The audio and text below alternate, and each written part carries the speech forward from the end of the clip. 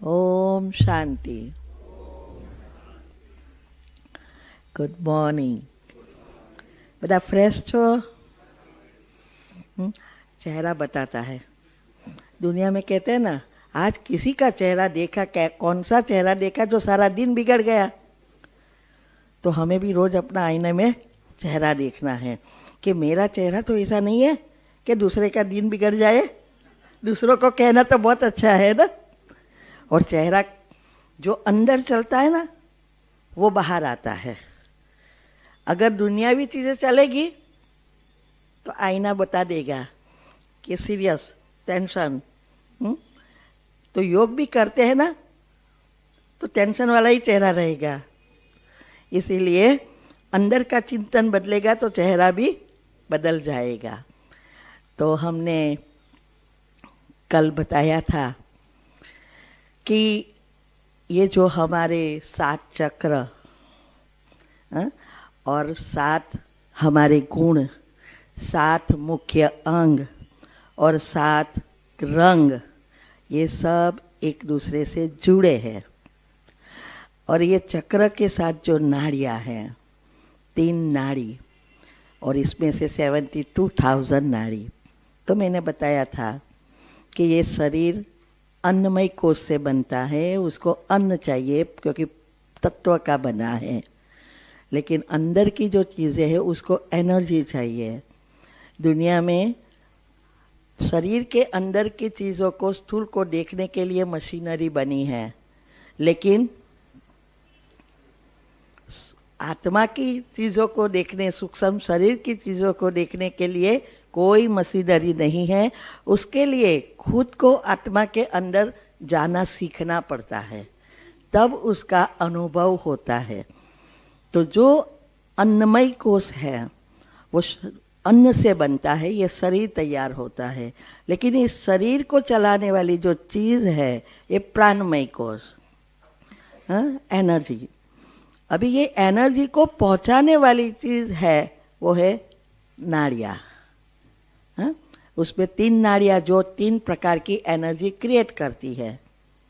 विचारों से, दुनियावी विचारों से नेगेटिव एनर्जी उत्पन्न होती है, एंड आत्मा का चिंतन से पॉजिटिव एनर्जी उत्पन्न होती है। और जब हम न्यूट्रल हो जाते हैं तो बीच की सुषुप्ना नाड़ी एक्टिव होने से बाबा की लाइट आना शुरू हो जाती है, उसकी शक्तियाँ आती है। इसीलिए आज कहा ना, साक्षी दृष्टा हो जाओ। सब किनारा अभी छोड़ दो। तो ये किनारा कब छूटेगा? हम हलवा बनाते ना, शीरा, तो क्या होता है, जब तक घी अलग नहीं हुआ है तब तक लोट और घी मीन्स के हलवा तैयार नहीं हुआ तब तक चिटके रहेंगे। लेकिन जैसे ही हलवा तैयार हुआ, घी, तो हमारा भी ऐसा है।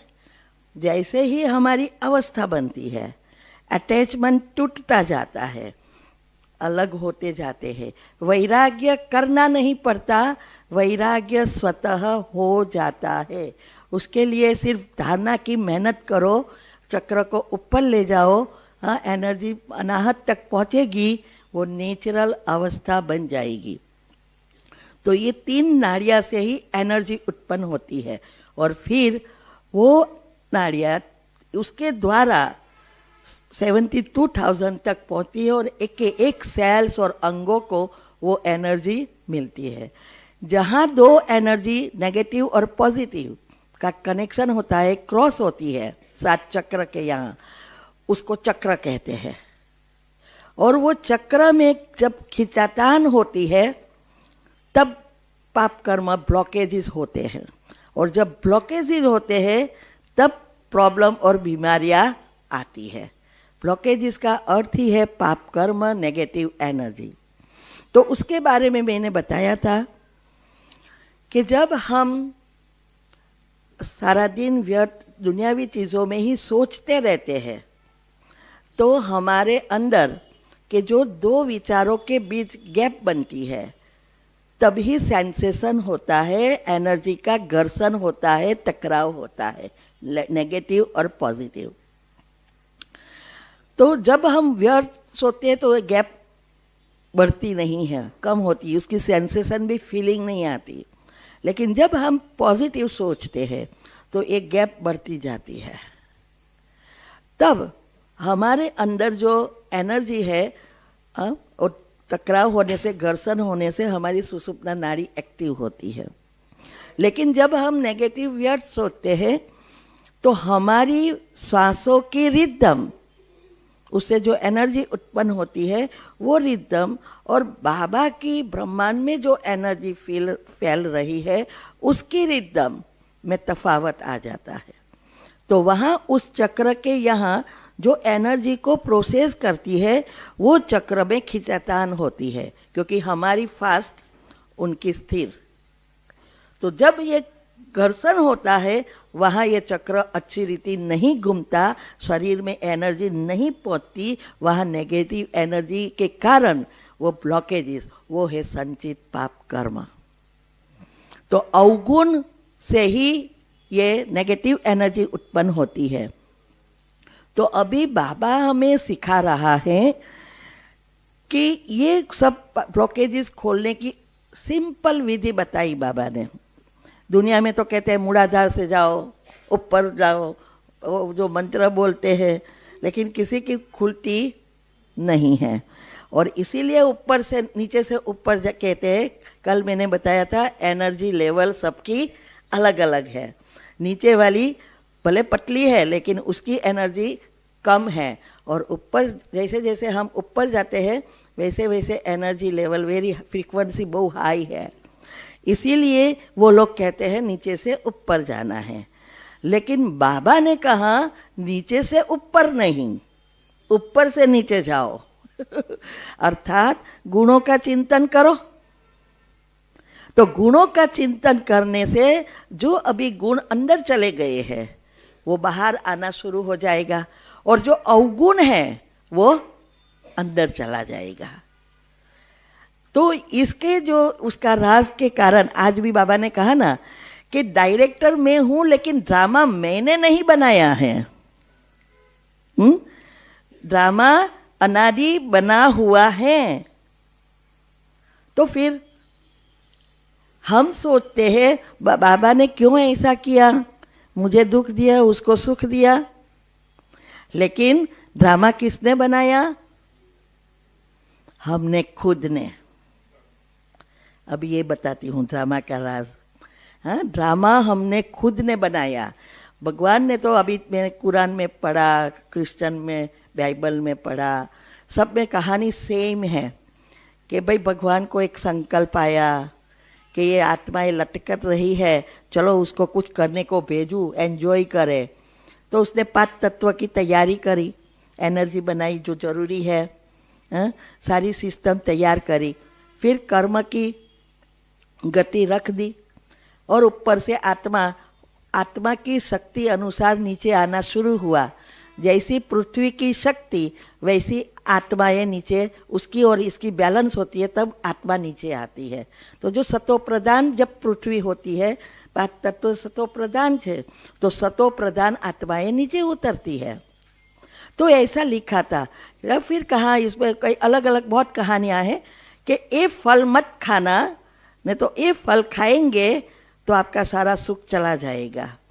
अभी कोई फल खाने की तो बात है नहीं, तो उसमें लिखा है शरीर भान में आ गए, फल खाया इसीलिए, और प्रॉब्लम शुरू हुए। तो यहाँ ये फल खाना अर्थात हमारी जब ऑटोमेटिक अवस्था नीचे उतरती है, आत्मा की शक्ति कम होती है, तो फिर प्रकृति की असर हमारे पर हावी होना शुरू हो जाती है। तो कल मैंने बताया था कि ये जो बाबा ने हमें पाठ नहीं दिया है।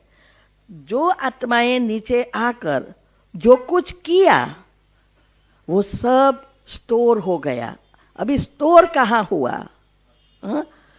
आत्मा में भी हुआ और ये ईथर तत्व में।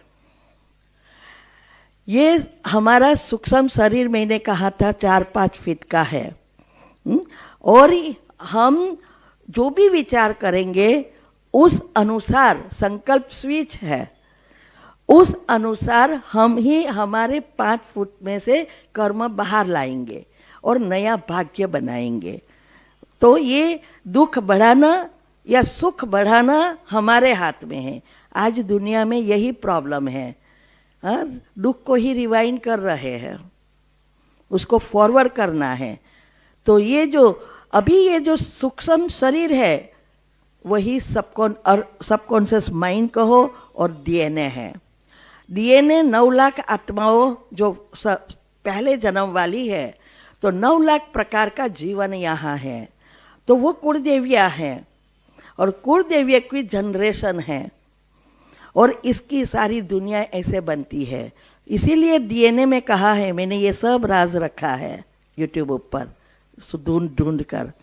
तो डीएनए में ऐसा कहा है कि आपके अंदर अगर डीएनए का टेस्ट किया जाए तो पिछले दादे परदादे के कौन से कलर के थे, कौन सा नाक था, क्या था, सब लिखा हुआ है, कोई चीज़ मिस नहीं होती। और आगे क्या नया जन्म में कौन कौन आने वाले हैं वो भी आपके अंदर है डीएनए में। तो ये डीएनए अर्थात हमारा सूक्ष्म शरीर के साथ जुड़ी हुई हमारा ईथर तत्व है। ये जो भी हमने जब से सृष्टि शुरू हुई तब से हम जब से 5 तत्व का शरीर में प्रवेश किया और जो भी हमने सोचा वो कभी भी डिलीट नहीं होता। सारे विश्व की आत्माएं जो भी सोचती है करती है सब स्टोर होता है। इसको कहते हैं ईथर तत्व। ये एक छठा तत्व है और इसमें सब कुछ स्टोर है। हम आत्माएं सारी गुणों की शक्ति बनाकर ऊपर चली जाएगी, वो आत्मा की शक्ति बनकर साथ में जाएगी। लेकिन जो हमने सोचा आत्मा बनने के लिए या कर्म किया वो सब ईथर तत्व में ही रहेगा। वो और ये रसायन दुनिया में सबसे पतला रसायन है, वो कभी भी डिलीट नहीं होता। सारा दुनिया विनाश हो जाएगी लेकिन ये ईथर तत्व समाप्त नहीं होगा। इसको कहते हैं ड्रामा। तो ये जब जैसे ही फिर हम आत्मा नीचे आएगी और हमने जो भी किया पहले जन्म से पृथ्वी के 5 तत्व के साथ जुड़ेंगे तो समय, स्थल और गुरुत्वाकर्षण से हमारे साथ वे वाइब्रेशंस के रूप में जुड़ते जाएंगे, कैसेट बजती जाएगी। तो ये जो संचित कर्म भस्म करना अर्थात हमारे जो भी 4 फुट में कर्म है उस सब को ईथर तत्व में विलीन कर देना। भस्म कभी नहीं होते लेकिन विलीन करना। भक्ति मार्ग में जब हम बाधा मानता करते थे तब जो फल मिलता था उससे विनाश नहीं होते, विकर्म विलीन नहीं होते, हमारे अंदर ही थोड़े समय के लिए खिंच जाते। इसीलिए कर्म की गति में कहा है कि भक्ति से कर्म भस्म नहीं होते हैं, वो हट जाते हैं। फिर से उसको जब वो तैयार पककर होता है फिर से आपको एक्यूमुलेट होकर वापस आते हैं। लेकिन उसमें बताया है ज्ञान योग से, अग्नि से वो हिसाब किताब मूल से समाप्त हो जाता है। तो ये ईथर तत्व में वो साइड में चला जाता है। जब हम योग करते हैं, निराकार से जुड़ते हैं और उसकी शक्ति आती है तब ये विलीन होता है। जो मैंने कल बताया था कि धीरे धीरे धीरे आपकी दिनचर्या मनचर्या सेट करेंगे, योग एक गुण पर करेंगे, चक्र मुद्रा से और सांसों के साथ जुड़ेंगे तो चक्र जल्दी खुलेंगे। और जैसे जैसे आपकी अवस्था बनेगी आप 2 विचारों के बीच गैप बढ़ेगी, धीरे धीरे एक स्वमान में स्थित हो जाएंगे। और जब हम लंबा समय एक स्वमान में स्थित होते हैं ब्रेन निष्क्रिय हो जाता है, उसमें कोई क्रिया प्रतिक्रिया नहीं होती है। तब हमारी ये जो सुषुप्ना नाड़ी वो एक्टिव हो जाती है और हमारे ऊपर से बाबा से निराकार से जुड़ जाते हैं, उसकी शक्तियाँ आना शुरू हो जाती है। तो जो गुण के आप चिंतन करते हो वो चक्र से जुड़े हुई नेगेटिव एनर्जी विलीन होना शुरू हो जाती है और बाबा की शक्ति से वो चार्ज होना शुरू हो जाता है। ये विकर्म विनाश होने की विधि है। इसीलिए जरूरी है योग की पहली अवस्था और ज्ञान। ज्ञान होगा तभी योग लगेगा और योग लगेगा तब ये ज्ञान के गहराई में जा सकेंगे, मंथन कर सकेंगे। जब तक मंथन नहीं करेंगे तब तक राज बाहर नहीं आएंगे। अगर हम 24 घंटा भी इस मुरली के बारे में मंथन करके लिखना चाहे ना तो भी कम पड़ता है, इतने सारे राज होते हैं। लेकिन हम सुन लेते हैं, आगे कुछ करते हैं, सुनकर समझना, समझकर बुद्धि में धारण करना और स्वरूप में लाना, तब हमारे संस्कार परिवर्तन होते हैं। हम पहला कर रहे हैं, सुनना, पढ़ना, ये वीडियो देखी, ये वीडियो, लेकिन पिछले 3 तो नहीं कर रहे हैं। तो ये जो है हमारा पुरुषार्थ अभी यही है, ईथर तत्व में वापिस विलीन कर देना। तो जैसे जैसे आप ये करते जाएंगे आपके कर्म सारे खींचते आएंगे, क्योंकि हम बाबा के बच्चे जो बनते हैं उसके तो ऊपर के भी 50% बैटरी डाउन हुई तो वो भी हमें चार्ज करना है ना। हमारा सूक्ष्म कर्म तो है, लेकिन जब तक पुण्य था तब तक वो जमा रहा। जैसे पुण्य खत्म हुआ और फिर पाप और पुण्य का खाता बनना शुरू हो गया, तो हम अनाहत तक जब पहुंचते हैं तब हमारा नीचे के तो हो गए, अभी ऊपर के ब्राह्मणों के बीच में ज़्यादा आएगा, जो अभी चल रहा है, हर एक जगह पे चल रहा है। इसीलिए ये नॉलेज है तो आप देखते हुए नहीं देखना, सुनते हुए नहीं सुनना, ये अवस्था बनाकर आगे बढ़ सकेंगे, वरना हम भी फिर से पाप के भागीदारी बनते हैं। कोई व्यक्ति कुछ भी करे, बोले, हैरान करे, कुछ भी करे या कोई ऐसी हरकत भी करे, जब तक हम उसके बारे में चिंतन नहीं करेंगे तब तक हमें उससे जुड़ेंगे नहीं। लेकिन उसकी प्रॉब्लम, उसका व्यवहार, उसका हमने चिंतन किया, हम भी उससे कर्म में जुड़ गए, हमारे भी उसके साथ भागीदारी हो गई कर्म में। इसीलिए देखते हुए नहीं देखो, सुनते हुए नहीं सुनो। तो ये सारा राज ये 6था तत्व का है, और वो 6th तत्व आकाश तत्व से जुड़ा है। आकाश तत्व सारे ब्रह्मांड में और हमारे शरीर में है, तो यह भी हमारे साथ भी घूमता है और ऊपर आकाश तत्व की तरह स्थिर भी होती है। और उसके साथ ऊपर दूसरे डायमेंशन है, वही पॉजिटिव है फिर नेगेटिव बनते हैं। तो ये 10 डायमेंशन है क्या, ये सब चीज़ें जानने की इसीलिए ज़रूरत है। जितनी बातें आप अच्छी रीति समझेंगे उतना आपका नशा चढ़ेगा, और जब नशा चढ़ेगा तो निश्चय बढ़ेगा, और निश्चय बढ़ेगा तो योग लगाना नहीं पड़ेगा, योग नेचुरल लगना शुरू हो जाएगा। तो इसीलिए ये ईथर तत्व का, हम जब पहली बार अफ्रीका से आए थे बाबा मिलन में, तो सब हमारे साथ थे ना, तो सब ने बोला आप जा रहे हो ना, आप मधुबन में पूछ के आना, ड्रामा फिक्स है तो पुरुषार्थ क्यों करना है। सब ने मुझे यही कहा, सब घोटाले। मैंने इसके लिए तो बहुत सारा रिसर्च किया कि ये ड्रामा सबको समझावे कैसे। चलो हम तो समझ लेकर लेते हैं, लेकिन लोगों को कैसे समझाए ड्रामा फिक्स है। तो हम गए तो सीलूबेन का क्लास था, ड्रामा ऊपर ही। तो हमने तो खड़े लास्ट में पूछा प्रश्न, तो हम तो खड़े होकर पूछा, क्योंकि लोग ने पूछा ना को बोला था ना, तो मैंने बोला कि ड्रामा फिक्स है तो पुरुषार्थ क्यों करना है, सबका ये प्रश्न है।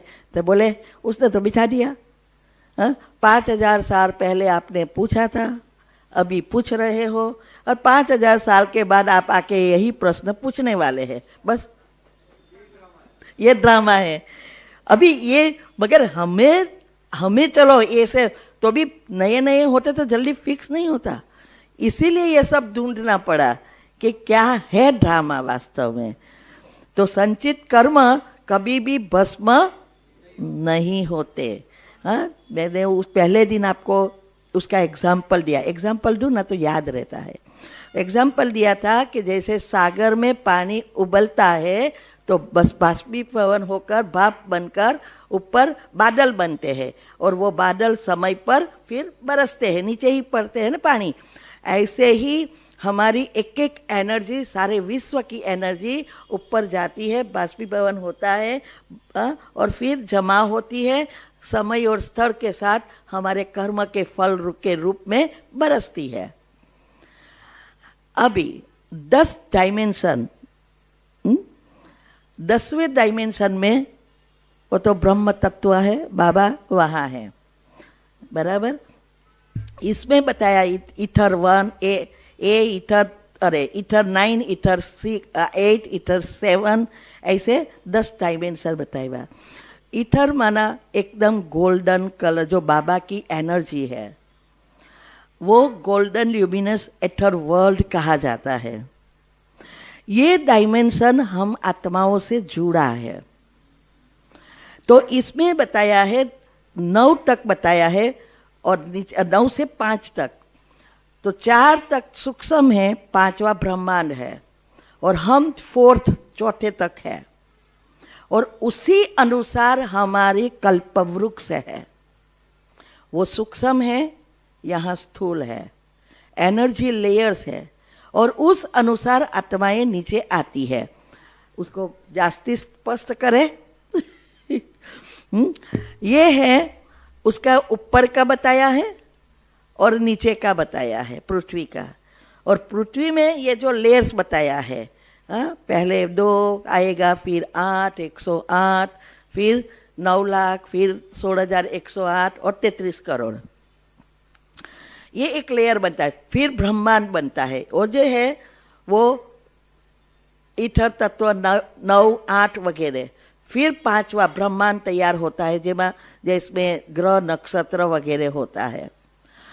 तो एक साइड पर हमने आत्माओं का विस्तार किया है और दूसरी साइड पर जो बताया है सृष्टि का गोला, कि इसमें वाइट होल है। ये सब आपको यूट्यूब चैनल पर जाना, डिटेल में मिलेगा विस्तार से कि वाइट होल क्या है, ब्लैक होल क्या है, स्टार क्या है। हाँ, उत्तर ध्रुव दक्षिण ध्रुव कहते हैं ना, यही है हमारी ये सारा ब्रह्मांड हमारे से जुड़ा है। ये करोड़रज्जु है वो एंटेना की तरह, उत्तर ध्रुव और दक्षिण ध्रुव, हाँ, वाइट पोल और सफ़ेद मीन्स के ब्लैक होल, ये दोनों साथ में है। तो वाइट होल जो है माना 9वां डायमेंशन, जहाँ ब्रह्मा बाबा और जोड़ी है तो मम्मा साथ में। इसीलिए परमधाम का चित्र में भी मम्मा बाबा और शिव बाबा, बाद में 8 नंबरवार वो होता है, फिर 108 आता है, फिर 16,108 आता है। तो ये जो मम्मा बाबा मुख्य एनर्जी इस सृष्टि पर जो आती है वो उसके द्वारा, उसमें से 2 में से 8 में आती है, 8 में से 108 में आती है, 108 से 16,108 में आती है, फिर 2 करोड़ में, फिर 33 करोड़, फिर दुनिया में। अभी जो है हम सब बाबा के जंक्शन हैं इस करंट फैलाने में। जैसे यहाँ भी दुनिया में पावर हाउस से लाइट आनी है तो डायरेक्ट नहीं ले सकते, वहाँ से जंक्शन होगा, वहाँ से दूसरा जंक्शन शहर में होगा, फिर सोसाइटी में आएगा, जंक्शन होते हैं ना। वैसे ये डायमेंशन भी एक जंक्शन की तरह है। वो डायमेंशन माना एक एनर्जी उस आत्माओं की परमधाम में है, लेकिन उस 10 डायमेंशन में 9वें डायमेंशन से जो बाबा की एनर्जी प्रवाह करके विश्व को पहुंचाते हैं। तो हम सब जंक्शन हैं। तो उसमें बताया है वाइट होल जो है वो 9वां डायमेंशन, पोल स्टार ब्रह्मा बाबा शिव बाबा माना सबसे श्रेष्ठ तारा। 9 लाख में भी जो कहानी है शास्त्रों में, 9 लाख सितारा तारा जो ब्रह्मांड में है आकाश में, उसमें जितना हम चंद्र के नज़दीक है उसकी लाइट पावरफुल है, दूसरे कई चमकते हैं कई नहीं चमकते, ऐसे होते ना, 9 लाख सब चमकते नहीं है। तो उस अनुसार ही यह बताया है। तो अभी जो है ये और विस्तार में खुला दिखाई दे ऐसा। इसमें बताया है शिव बाबा, फिर ब्रह्मा सरस्वती, फिर 14 अष्टरत्नों, ऐसे एक जोड़ी तो ब्रह्मा बाबा मम्मा, दूसरी 7, जिसको शास्त्रों में सप्त ऋषि कहा है, जो सतयुगी 8 महाराजा महारानियां, जिससे सारा विश्व चलेगा। उसके संकल्प से दिन रात सब होगा, उसके हाथ में कंट्रोल, सबके हाथ में संकल्प शक्ति सबकी तेज होगी, वही वहाँ आ सकेंगे, बाकी आ ही नहीं सकेंगे। लेकिन जो सृष्टि का कंट्रोल है वो महाराजा महारानी के पास ही होगा। अगर सबको दे दिया तो एक कहे रात करो तो दूसरों के दिन करो, भाई अभी टाइम बाकी है, मेरा काम बाकी है, इसीलिए कंट्रोल एक ही जगह पे दिया है बाबा ने। फिर खुद के चलाने के लिए कंट्रोल सबके पास होगा। तो ये है। फिर बताया है धर्म पिताए, उसके पहले बताया है 108 का लेयर, जो लेयर वाइज होता है। बाद में दूसरे धर्म की आत्माएं, और हर एक धर्म की आत्माओं का खुद का सेक्शन। तो ये सारी, और जैसी सृष्टि की अवस्था, तत्पात तत्व की अवस्था, उस अनुसार वो आत्माएं नीचे आती है। तो जब हमारी 33 करोड़ आत्माओं की एनर्जी कंप्लीटली डाउन हो जाती है, तब हमारे यहाँ एनर्जी फ्लो नहीं होती है, ऊपर स्थिर, बीच में नेगेटिव एनर्जी आ जाती है।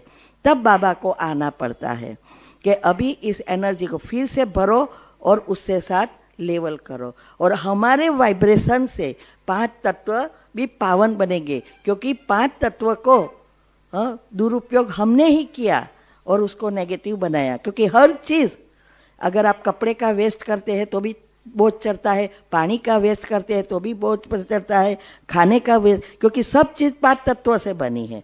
कई बार हम सोचते हम थोड़ा सब दुरुपयोग किया, लेकिन हमने सब नहीं किया, तभी तो तत्व अभी हैरान हो गए, एकदम शक्ति कम हो गई है। तो इसीलिए जैसी आत्मा नीचे उतरती है उस अनुसार दुनिया बनती है। स्वर्गवारी होगी तो स्वर्ग कहा जाएगा, द्वापरवारी आएगी तो द्वापर कहा जाएगा। उसके आधार से होता है। आजकल नासा ने बहुत रिसर्च किया है। वो लोग जैसे जैसे ऊपर साधन भेजते हैं तो उसकी ध्वनि भी रिकॉर्ड की है। तो उसमें जैसे जैसे ऊपर जाते हैं स्थिर है एनर्जी। वो कहते हैं 10वें में तो वो भी नहीं जा सकते, वैसे 10वां तो एकदम सूक्ष्म है, कोई चीज़ नहीं सकती। आत्मा और परमात्मा की सिर्फ एनर्जी है। तो ये जो भी इन्वेंशन अभी निकल रही है उसका कारण यही है कि अभी वो लोग जा सकते हैं, क्योंकि वो आत्माओं की अभी शक्ति कम हो गई है, उसकी इस लेवल पर पहुंच नहीं सकते आत्माओं की। जब आत्माओं में शक्ति थी, देवी देवताओं में, तो वो लोग की ज़रूरत ही नहीं थी। तो ये रीति से ये सारा सूर्य, फिर सारी विश्व बनता है। तो इसमें मैंने और विस्तार किया कि 10वें डायमेंशन में शिव परमात्मा, 9वें में ब्रह्मा सरस्वती, 8 में 9 और 8 के बीच 7 जोड़ियाँ, फिर 8 और 7 के बीच 108, फिर 16,108, फिर 9 लाख और फिर 33 करोड़। तो 5वां के ऊपर सूक्ष्म वतन, 5वां और 6ठे के बीच में, तो वहाँ 33 करोड़ इकट्ठे होंगे। और जैसे हम बाबा के बच्चे बनते हैं, 7 दिन का कोर्स करते हैं, हमारा सूक्ष्म शरीर वहाँ तैयार हो जाता है। इसीलिए बाबा को पता चलता है कितने तैयार हुए कितने नहीं हुए। शायद देखते होंगे, बाबा के बहुत बड़ा टीवी है, तो ये टीवी में शायद देखते होंगे हमारा अभी का शरीर और तैयार शरीर। तो ये जितनी आत्मा में शक्ति ज़्यादा उतना शिव बाबा के नज़दीक, और जितना शिव बाबा के नज़दीक उतना श्री कृष्ण के साथ नज़दीक। उसको सुख ज़्यादा और दुख कम। और जितनी आत्मा में शक्ति कम उतना जन्म भी ओछा, नीचे कम आएंगे, कम सुख भोगेंगे। तो ये 4 डायमेंशन वाली जो आत्माएं हैं उसकी शक्ति एकदम कम है, इसीलिए वो द्वापर के बाद ही आती है। अभी ये 3 एनर्जी बताई है, उस दिन में आया था, क्योंकि वो दूसरा था, मैंने बताया था वो दूसरा था, ऐसा बोलते थे। आया था ना? नहीं आया था? हमारा जो शरीर, मैंने कहा जैसे ब्रह्मांड से, सारा ब्रह्मांड हमारे शरीर से जुड़ा है, एक के एक चीज़, कोई चीज़ ऐसी नहीं है कि जो हमारे से नहीं जुड़ी है। इसीलिए टेलीपैथी काम कर रही है, और एटम की वजह से हम जो चाहे वो प्राप्त कर सकते हैं।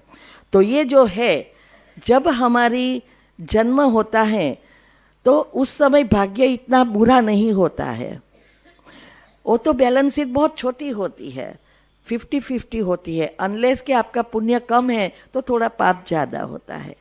लेकिन हम जब सिचुएशन आती है तो उसको सोच सोच के, दूसरे पाप कर्म खींच के हमारी जीवन को नया भाग्य जो बनाते हैं वो जीवन को नर्क बनाते जाते हैं। अभी सबकी रिमोट कंट्रोल बिगड़ गया है, इसीलिए भाग्य ऑटोमेटिक बिगड़ता ही जाता है, बिगड़ता ही जाता है। सुख कम दिखता है, दुख ज़्यादा दिखता है। तो हमारे कर्म सीढ़ी की तरह है, 1 by 1 निकलता रहता है। इसीलिए गीता में कहा है, श्लोक एक समान लगता था, उसको समझने में मेरे को कितना कुछ समझ में नहीं आता था, कितनी बार बैठी, फिर बात पता चला कि ये श्लोक कहना क्या चाहता है। बहुत सारे श्लोक का मैंने विस्तार किया है। उसमें बताया था कि सारा टाइम आपके अंदर मन बुद्धि को फॉलो करके मन को बुद्धि फॉलो करती है, मन जो कहे वो करती रहती है, उस अनुसार कर्म बाहर आते रहते हैं। जब आपकी बुद्धि शुद्ध पवित्र बनती है तब बुद्धि जो कहेगी वो मन करेगा, वो मन कहे वो बुद्धि करती है। लेकिन जब आपकी बुद्धि व्यर्थ नेगेटिव से भरपूर है, स्थूल बुद्धि है, आईक्यू ऊंचा है लेकिन भावना नेगेटिव है, तो वो विनाश के मुख में ले जाता है। तो ये स्थूल बुद्धि होती है, तब तक मन को बुद्धि फॉलो करती रहती है। जैसे जैसे हम अंदर जाते हैं, जागते हैं, हमारे चक्र खुलते हैं, पॉजिटिव बनते जाते हैं, बुद्धि का तारा खुलता है, बुद्धि शुद्ध पवित्र बनती है, तब धीरे धीरे हमारे हाथ में कंट्रोल आता है। फिर हमारा कहला करेगा मन, हम कहेंगे हमें यही करना है, हमें जल्दी उठना है तो वो जल्दी उठाएगा, हमें नींद नहीं करनी है तो नहीं कराएगा, सारा रिमोट कंट्रोल हमारे हाथ में आ जाएगा। तब संस्कार परिवर्तन होता है, ये तब ही होता है। तो इसीलिए अभी ये जो है, कल भी मैंने कहा था, भाग्य या फल भावना से मिलता है, स्थूल चीज़ों से नहीं। आपने अच्छा अच्छा कहा लेकिन भावना अंदर अलग है, आपके विचार नेगेटिव है, सेवा कितनी भी करो लेकिन विचारों में परिवर्तन नहीं है तो योग भी नहीं लगेगा। और ये जो आपका फल तैयार होता है और सामने वाले पर जो इफेक्ट होती है वो भावना से होगी, विचारों से होगी, नहीं कि स्थूल में आपने अच्छा किया वो। तो ये जो फीलिंग में जब तक नहीं आता तब तक फल नहीं मिलता है। इसीलिए दुनिया में भी आप कहते हैं कि आईक्यू बहुत ऊंचा है, आईक्यू ईक्यू एसक्यू। तो आईक्यू माना इंटेलिजेंट क्वेश्चन, तो उस दुनिया में बहुत नॉलेज है। और आजकल कंपनी में भी पहले से ही आईक्यू बहुत ऊंचा है, उसको उच्च पोस्ट मिलती है। हमारा बॉस था ना, आईक्यू के साथ ईक्यू चेक करता था, तो तब पता चला कि अभी नई सिस्टम में लोग दोनों चीज चेक कर रहे हैं। ईक्यू बना भावना का अंक। अगर आपका भावना नेगेटिव व्यर्थ की है तो हमारी अधोगति होती रहती है, हमारी प्रगति नहीं होती और हम नीचे ही गिरते जाते हैं। तो इसीलिए टेररिस्ट की समान वो लोग कहीं ईक्यू कितना हाई, आईक्यू कितना हाई होता है लेकिन आईक्यू नेगेटिव है। और जब आईक्यू के साथ ईक्यू नेगेटिव है लेकिन आईक्यू के साथ ईक्यू पॉजिटिव है तो हम देवता बन जाते हैं। भावना, अभी ये सारा खेल चलता है ये 3 एनर्जी से। आप चाहो तो वैदिक साइंस में जा सकते हो, ये वैदिक साइंस में बताया है ये चीज़ें। तो बात चल रही थी कि ये जो हमारे कर्म आधारित है हमारे विचारों पर और बुद्धि पर, अगर हम पॉजिटिव सोचेंगे, बुद्धि शुद्ध पवित्र बनेगी, रिमोट हमारे कंट्रोल में आ जाएगा, तब बुद्धि जो कहेगी वही मन करेगा, तब संस्कार परिवर्तन होगा। अभी मन कहे कुछ और, बुद्धि कहे उसका तो मानता ही नहीं है। तो ये है अभी ये जो तीन एनर्जी का जो खेल है, जिसको शास्त्रों में ब्रह्मा विष्णु शंकर कहा, कुंडलिनी चक्र में ईड़ा पिंगला सुषुप्ना नाड़ी कहा, और यही चीज़ साइंस ने ढूंढा इलेक्ट्रॉन प्रोटॉन और न्यूट्रॉन। ये मैंने कुछ दोहरा नहीं है, सब मैं तो पिक करती हूँ, गूगल में से कर ले लेती हूँ। अभी इसमें क्लियरली बताया है। कई बार हम पूछते हैं कि ब्रह्मा और शंकर कौन है, हा? तो यहाँ आपको पता चलेगा कि ये तीन एनर्जी इलेक्ट्रॉन प्रोटॉन और न्यूट्रॉन, इससे ही एटम बनता है। दुनिया में सबसे सूक्ष्म चीज़, इसके भी और सूक्ष्म है, क्वांटम लेवल पर भी है, लेकिन वैसे स्थूल ये सूक्ष्म एटम है। एटम तीन एनर्जी से बना है, और सारी स्थूल चीज़ें, चाहे बंगला गाड़ी कोई भी जो भी चीज़ इस आँखों जैसा दिखते हैं, और ये शरीर सब एटम से बना है। और इसीलिए लॉ ऑफ अट्रैक्शन और टेलीपैथी काम करती है। तो ये जो तीन ऊर्जा, वो कैसे आप राउंड में देख सकते हैं, वो एटम है। तो ये जो तीन एनर्जी है इलेक्ट्रॉन प्रोटॉन और न्यूट्रॉन, तो जो राउंड में अभी हम जो दिखाने जा रहे हैं वो एटम है, गोल्ड। अभी बीच में आप देखेंगे तो ग्रीन और रेड प्रोटॉन और न्यूट्रॉन की जोड़ी है। तो बीच में दो है एनर्जी, प्रोटॉन और न्यूट्रॉन, और जो आसपास घूमती हुई दिखाई देते हैं वो इलेक्ट्रॉन नेगेटिव एनर्जी। स्थूल चीज़ों का विचार करने से ये इलेक्ट्रॉन बनते हैं, वो हमारे एनर्जी को ब्लॉक करता है। अगर हमें ब्रह्मांड की एनर्जी चाहिए, बाबा की एनर्जी चाहिए, तो प्रोटॉन उत्पन्न होंगे, प्रोटॉन से ही न्यूट्रॉन जुड़ेगा। इलेक्ट्रॉन ब्लॉकेज करता है। इसीलिए ये एटम में बताया कि पॉजिटिविटी इसीलिए ज़रूरी है। और कल भी मैंने बताया था कि जैसे आपके संकल्प वैसे नए सेल्स बनेंगे। तो जो आप दिनचर्या मनचर्या सेट करके पॉजिटिव जितना बनेंगे उतने नए सेल्स पॉजिटिव बनेंगे, प्रोटॉन तैयार होंगे। अगर आप व्यर्थ जो भी चलता है वही चलते रखेंगे तो वही चीज़ जो आपके अंदर है वो संस्कार घट्ट होगा और कर्म का फल देने के लिए बाहर आ जाएगा। इसीलिए विचारों का परिवर्तन करना बहुत जरूरी है, क्योंकि 3000 मिलियन सेल्स मरने हैं और नए बनने हैं। तो ये बताया है कि ब्रह्मा विष्णु शंकर आत्मा मुख्य वन है, वो ब्रह्मा, लेकिन हमारे सब में ये तीन एनर्जी है। मूल सोर्स ब्रह्मा है, क्योंकि बाबा से जुड़ा, ये दोनों की तो जोड़ी है, शिव बाबा और ब्रह्मा बाबा, माना कृष्ण की आत्मा। लेकिन उसके साथ यही तीन एनर्जी हमारे सब सारे विश्व की आत्माओं में है, जो बनाती है विचारों से, संभालती है, बना चलाती है और हर क्षण डिस्ट्रॉय भी कर रही है। भाग्य बनता है, चलता है और ख़त्म भी होता है, फिर नया भी बन रहा है। तो ये तीन एनर्जी हमारे अंदर भी है और तीनों एनर्जी का बैलेंस करना ही संपूर्ण बनना। इसीलिए पहले दिन मैंने कहा था पवित्रता और पावनता में अंतर है। पवित्रता आत्मा का गुण है और पावनता आत्मा की ऊंची स्टेज है। जो पावन है वही देवता बन सकता है, पवित्र व्यक्ति देवता नहीं बन सकते, क्योंकि पवित्रता में अनेक चीज़ आती है, सिर्फ ब्रह्मचर्य नहीं है। तो इसीलिए ये 3 एनर्जी का ही सारा खेल है। तो मैंने कल शाम को बताया था, कई शाम को नहीं आए होंगे, आए थे सब? नहीं आए थे? कि उसमें मैंने बताया था कल कि ये जो जब आप दुनियावी चीज़ों का चिंतन करते हैं तो इलेक्ट्रॉन उत्पन्न होता है। वे भी जरूरी है क्योंकि जीवन तो तभी चलेगा ना, एनर्जी और स्थूल चीज़ से ही जीवन चलेगा। नेगेटिव का अर्थ एम नहीं कि आप ना कहो वो ही नेगेटिव नहीं, एक प्रकार की एनर्जी है। ये भी यहाँ भी लाइट तब आती है जब नेगेटिव और पॉजिटिव एनर्जी का कनेक्शन होगा, तब तक लाइट नहीं आएगी। तो एकली पॉजिटिव भी लाइट कुछ नहीं करेगी, एकली नेगेटिव भी नहीं। ऐसे ही यहाँ भी दोनों जरूरी है क्योंकि जीवन जीना है। अकेली आत्मा कुछ नहीं कर सकती, नहीं ये स्थूल चीज़ें कुछ कर सकती।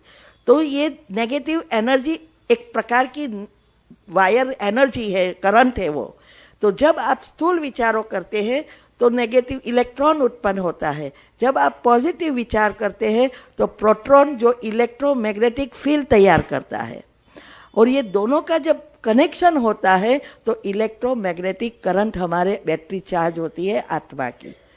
वो क्योंकि ये दोनों का मिलन सुषुप्ना नाड़ी एक्टिव, सुषुप्ना नाड़ी एक्टिव तो बाबा से हम जुड़ जाते हैं और वो लाइट उसके पास ही है, इलेक्ट्रोमैग्नेटिक करंट।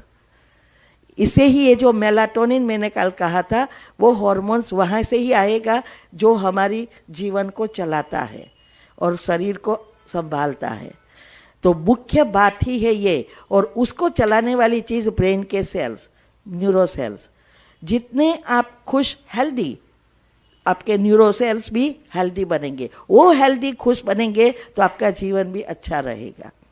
तो ये न्यूरो सेल्स पर ही, इसीलिए कहते हैं ना सभी चीज़ का रोज़ आभार मानो ना। सुबह में आपका 2-3 घंटा तो ऐसे ही चला जाएगा, सब ये करना है। बिठाना सिखाओ, हाँ, घर का आभार मानो, फर्नीचर का आभार मानो, व्यक्तियों का आभार मानो, सबका।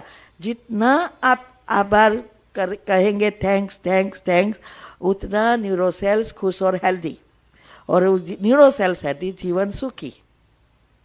क्योंकि सारा आमदार न्यूरो सेल्स पर ही है जो ब्रेन का सेल्स है। तो ये ऐसा है। अभी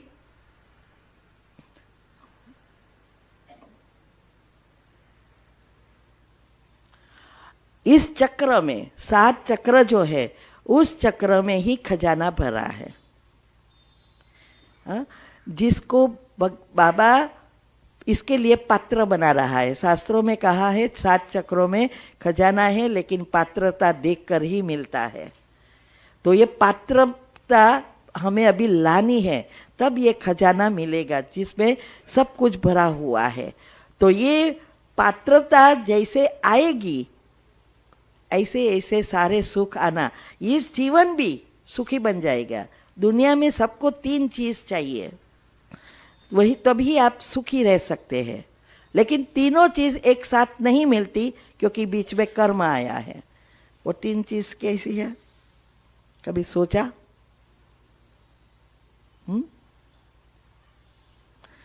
पैसा चाहिए, धन, शक्ति और समय। ये 3 साथ है तो जीवन सुंदर है, लेकिन तीनों का इनबैलेंस है तो प्रॉब्लम शुरू। अभी छोटे बच्चे होते हैं तो हमारे कर्म अनुसार ऐसा जीवन मिल जाता है जो पैसा नहीं होता है, समय और शक्ति होती है लेकिन पैसा नहीं होता है। बड़े होते हैं, जवान होते हैं तो शक्ति होती है, पैसा होता है, समय नहीं होता है। और बूढ़े होते हैं तो पैसा है, समय है, शक्ति नहीं है। अभी तीनों का अगर बैलेंस करना है तो जिसने जवानी में अपने लिए समय निकाला उसका बुढ़ापा सुधर जाता है, और जिसका बुढ़ापा सुधर गया उसका दूसरा जन्म सुधर गया। दूसरा जन्म छोटेपन से ही सब, तो बड़े होकर भी ऐसे कर्म बाहर आ जाते हैं। तो तीनों सारी जिंदगी मिलती है। और अभी क्या हो रहा है, जवानी में कोई समय ही नहीं निकलता है, फिर बुढ़ापा होता है तो मन कभी बिठाया होता तो बैठे ना, फिर घर में जब कचकच शुरू हो जाती है तो बच्चे भी क्या कहेंगे, चलो मंदिर में छोड़ के आओ, 1-2 घंटा भगवान का नाम लो तो कुछ अच्छा होवे। और फिर वहाँ जाके बैठेगा क्या मन? हाँ, फिर ओली बन पोली बन देखता रहेंगे कौन आई है बहन पड़ी, और ये चलेगा। तो ये जब कोई काम के नहीं रहे तब मंदिर में रखते हैं, बच्चे बच्चे सब बड़े हो जाते हैं बाद में। हाँ, ऐसा ही है ना, अभी बच्चे छोटा है फिर बड़ा है, अभी ये करना है उसको सेट करना है, फिर उसके बच्चे के बच्चे रखते हैं, पर फिर कचकच इतनी शुरू हो जाती तो बच्चे भी अभी जरूरत भी नहीं रहती, तब जाओ मंदिर है। हाँ, तो अभी हम तो हमारे जात को बहुत भाग्यशाली समझते हैं, बहुत। हाँ, आज सब कुछ, कोई चीज़ से कोई प्रॉब्लम ही नहीं है। तो इसीलिए हमें अपनी पात्रता लानी है। तो ये कुंडलिनी चक्र जो है, जब हम खोलते खोलते सहस्त्र पर जाएंगे वही नंबर 1 में आ सकेंगे। तो ये बुद्धि पर अभी क्या हुआ है, ताला लग गया है। ताला माना नेगेटिव एनर्जी के लेयर्स, सारा सबकॉन्शियस में, सबकॉन्शियस माइंड बनता गया। स्वर्ग में तो सबकॉन्शियस होएगा ही नहीं, ब्रेन खुला 100%।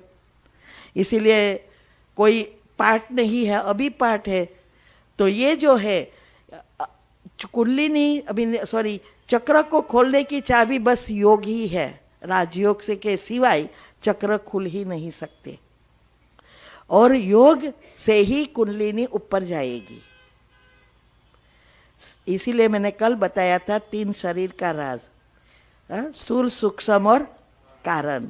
स्थूल शरीर को साफ करने या स्थूल जीवन में प्रॉब्लम आए तो स्थूल रीति से मेहनत करनी पड़ेगी, सूक्ष्म दुआओं से जाएगा, और कारण शरीर डिवाइन लाइट माना यूनिवर्सल सबकॉन्शियस पावर से खींचना है, कॉस्मिक पावर को, प्राण शक्ति कहो, ऊर्जा कहो, मेलाटोनिन कहो, सभी चीज़ एक ही है। तो ये 3 है। अभी स्थूल ब्लॉकेजिस का कारण तो हवा, पानी, खुराक, इससे है ना, लाइफस्टाइल, हमारी दवाई, एलोपैथी दवा भी ब्लॉकेजेस कर रही है, बीमारियां बढ़ा रही है। तो ये सब कारण, घर में 5-10 जन होते हैं, सब एक ही प्रकार का भोजन लेते हैं, एक ही प्रकार के एनवायरनमेंट में है, लेकिन बीमारी अलग अलग है ना, कोई बहुत बीमार होता है, कोई नहीं होता है। हा? तो ये इसके, तो ये स्थूल ब्लॉकेजेस जो है तब खुलते हैं जब सूक्ष्म में कर्म बाहर आते हैं। इसीलिए बाबा कहते हैं कि सूक्ष्म से खत्म कर दो, योग लगाओ, कारण शरीर को साफ करेंगे तो दोनों साफ हो जाएंगे। तो दुआ हमें रास्ता लेकर कारण शरीर तक पहुंचा देता है, बाबा से जुड़वा देता है।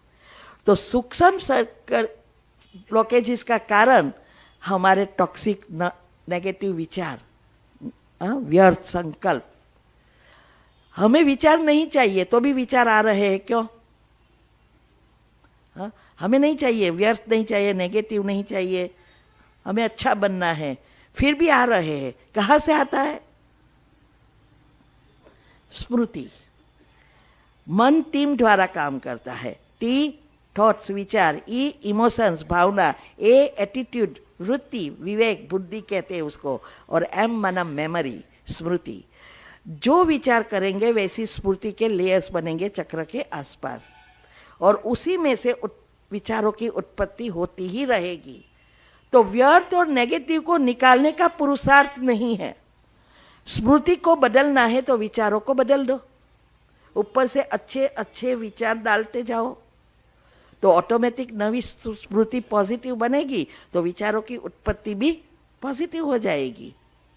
तो जब मैंने पहले कहा ऐसे कि जब हमारी श्वासों की रिदम और यूनिवर्स की जो बाबा की एनर्जी घूम रही है, उसकी एनर्जी की रिदम में जब तफावत आता है तब हमारे चक्र में रुकावट आती है, और जहाँ रुकावट आती है वहाँ ब्लॉक होते हैं, कर्म पाप कर्म जमा होते हैं, चक्र घूमते नहीं हैं, और एनर्जी सभी जगह पे पहुँचती नहीं है, और उस कारण वो पाप कर्म को जलाने के लिए फिर मेहनत करनी पड़ती है।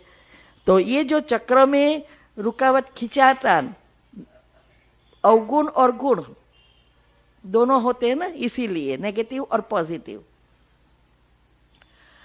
पॉजिटिविटी की निशानी है क्या? परिवर्तन। हमारी सारी लाइफस्टाइल बदल जाएगी, कि हमारे संस्कारों में परिवर्तन, क्योंकि सातवें चक्र के लेयर्स बदल जाएंगे। फिर आपको एक कोई भी चीज़, दुनियावी चीज़ अच्छी नहीं लगेगी, ना घूमना फिरना, खाना पीना, कपड़े। हाँ, मैंने कहा था ना उस दिन कि 2000 की साल में मैंने प्रिंटेड साड़ी ली है जो अच्छी लगन पे पहनने की। बाद में ये 23 साल से कोई साड़ी कोई चीज़ बाई नहीं की। आजकल तो फैशन क्या, और ना कोई मेरे पास ज्वेलरी है, ना कोई बैंगल्स है, 23 साल से। और वही साड़ी पहनती हूँ जो 7-8 रखी है। बाधा में जाओ या मृत्यु में जाए तो सफ़ेद है। हाँ? बाकी हर लगन में, शादी में, चाहे नज़दीक के है, चाहे अभी तो वो भी बंद कर दिया जाना, लेकिन वो कहाँ भी मैं जाऊँ, जाना पड़ता है नज़दीक वालों के, तो भी वही प्रिंटेड साड़ी पहन के जाती हूँ जो पड़ी है। और ये अभी तो फैशन कैसी है, हर शादी में, चाहे नज़दीक वाले हैं चाहे दूर वाले हैं। क्यों? क्योंकि उसने पहनी ना, वो क्या कहेंगे मेरे को। तो दादियों ने देह अभिमान अलग रीति से छोड़ा। हमें भी ऐसे पुरुषार्थ करना है ब्रह्मा बाबा जैसा, कि क्या मुझे शर्म आती है, क्या कोई मुझे बोलेगे तो मुझे बुरा लगेगा। हाँ? अगर आपकी अवस्था में कोई चेंज नहीं है तो आप पक्के हो गए। तो ये है, तो सब जब हमारे हाथ में, जब आप ये विधि अपनाएंगे तो सारा कंट्रोल हमारे हाथ में आ जाएगा, रिमोट कंट्रोल। फिर 5 इंद्रियां, आप मुरली सुन रहे हैं या कोई बातें सुन रहे हैं, हाथों से काम कर रहे हैं, काम करते हुए देख रहे हैं, 5 इंद्रियां जैसे मशीनरी बन जाएगी। मन बुद्धि जहाँ टिकाना है वहाँ टिक जाएगा। भले आप गमे ते काम करो, लेकिन मन बुद्धि वहाँ टिकेगी जहाँ आपको टिकाना है, तो याद रहेगा। ये अवस्था बन जाएगी।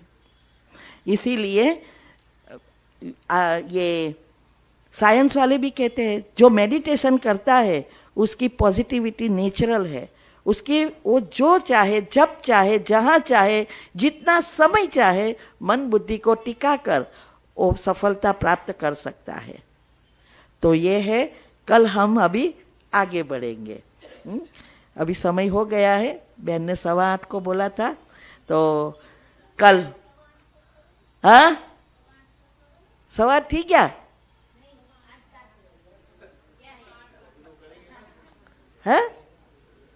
ओ तो यहाँ जुट अलग है, कोई नहीं, अभी कमेंट्री रखती हूँ, सब जाने लगे ना, इसीलिए मैंने सोचा सब। ओके, अभी हम एक कमेंट्री कराएंगे, ग्रहों की दशा कैसे समाप्त करनी है। और जो बाबा कहते हैं ना, माफ़ी मांगो, दुआएं दो, हाँ, तो इसमें आएगा आपको विजुअलाइज के साथ, हमें विजुअलाइज करना है। तो कैसे विजुअलाइज करें उसको, तो हर चीज़, सांसों को कैसे, तो कल मैंने कहा था कि उसको सांसों के साथ जोड़ो, विचारों को उन्हें श्वासों के साथ जोड़ के उसके ऊपर मन बुद्धि को एकाग्र करो। और सांस जा रही है, आ रही है, फैल रही है, जैसे जैसे विचार वैसे वैसे आपको विजुअलाइज कर, तब आपकी बुद्धि एकाग्र होगी, उसके ऊपर लॉक लगेगा। साथ साथ मैं मुद्रा का बात कर रही है, मुद्रा जो है वो कल डिटेल में आएगा, वो एक पॉइंट है करंट का। तो जब हम उस चक्र के गुण के साथ उस मुद्रा करते हैं तो हमारा वो चक्र खोलने में मदद मिलती है, करंट होता है ना। तो इसे, तो ये 2 चीज़ से हमें जल्दी जल्दी योग लगेगा। तो जैसी चिंतन वैसा विजुअलाइजिंग करना है। तो ये मैंने 5 स्वरूप का भी बनाया है, 2-4 कमेंट्री का भी बनाया है, और ये ग्रहों की दशा का भी बनाया है। एक आधा घंटा की है, ये 15 मिनट की है। और ये स्वदर्शन चक्र जो है 5 मिनट भी आप पूरा कर सकते हैं, 1 मिनट में भी, आधा घंटे में, 1 घंटे में, और सारा दिन भी बैठ सकते हो उस पर। ऐसा सुदर्शन चक्र है।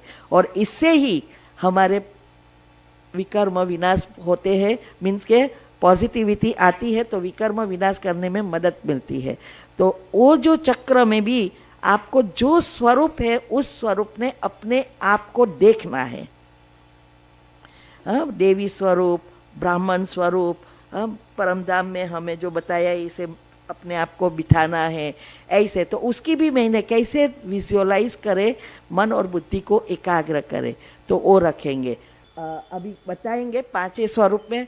जब बुद्धि को बिजी रखेंगे तो लंबा समय टिक सकेंगे, बोलने से तो जल्दी जल्दी फिनिश हो जाएगा, और तभी हमारे स्वरूप में आता जाएगा।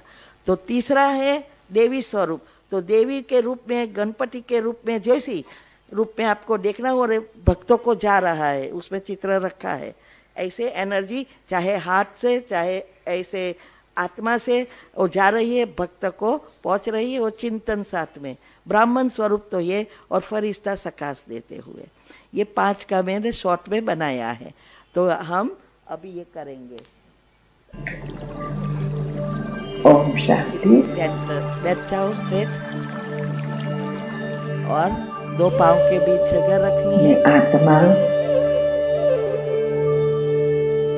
बाप समान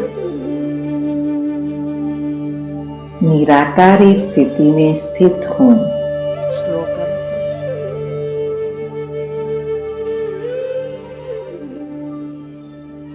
भगवान की संतान हूँ।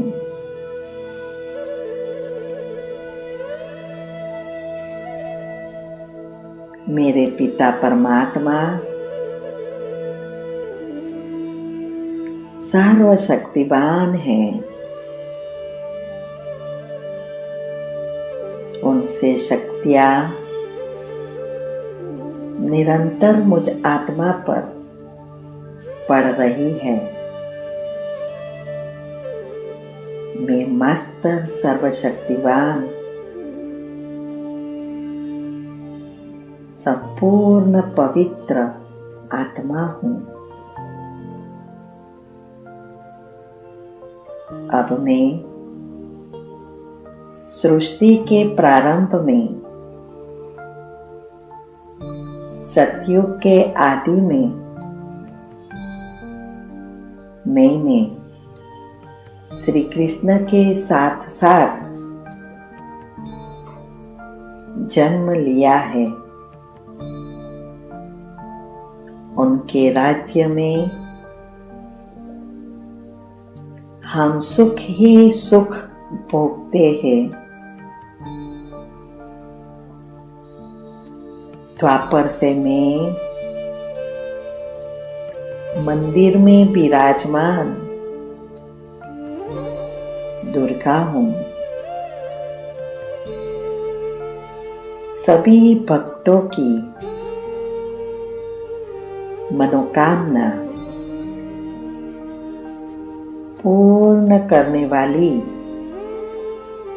मैं शिव शक्ति माँ अम्बा हूँ।